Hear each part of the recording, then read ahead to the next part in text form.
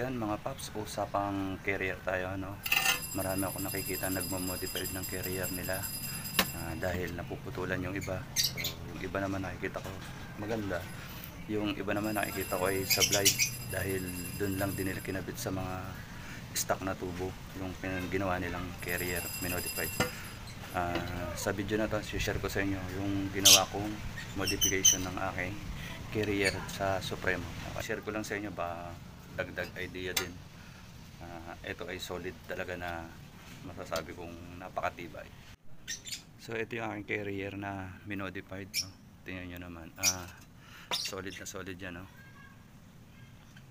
Ayan. So bali ang stock na lang niya ay ito hanggang dito, tapos ito at saka hanggang dito. Yan na lang yung stock niya. Yung the rest, yan na yung mga ikinabit ko. Ito stock lang din to. So yan. Paano ko ba ginawa? Di ba meron yan ditong tubo na nakakabit. Pinutol ko siya dito. Then pinalitan ko siya ng tubo paikot. Karugtong din sa kabila. Tapos nilagyan ko siya ng brace dito na tubo din. Karugtong naman dito sa may bend niya para magmukha siyang isang diretso. So ayan. Ganun din sa kabila. Tapos tinutok ko lang tong stock niya na ano dun sa ano dagdag brace na rin. So ayan. Same lang din doon sa kabila.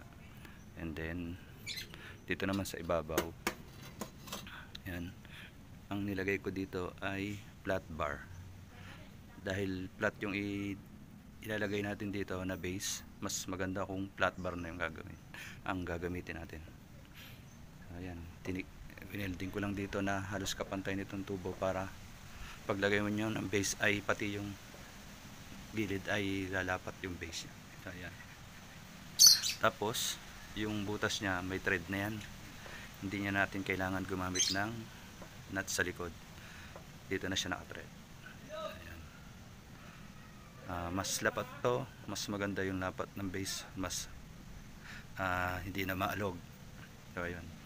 Yung iba kasing nagmo-modified, tubo pa rin yung nilalagay nila, tubo, saka nila lalagyan ng clamp sa ilalim, na sa akin ay pangit pa rin yun. Dahil flat yun, kailangan flat din yung lalagay natin dito.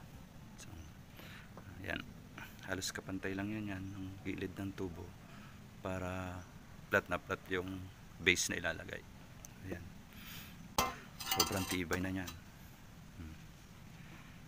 Silalim. Ayan. Ayan. So hanggang dito na lang mga paps, at sana ay nabigyan ko kayo ng konting idea sa pagmamodified ng ating carrier.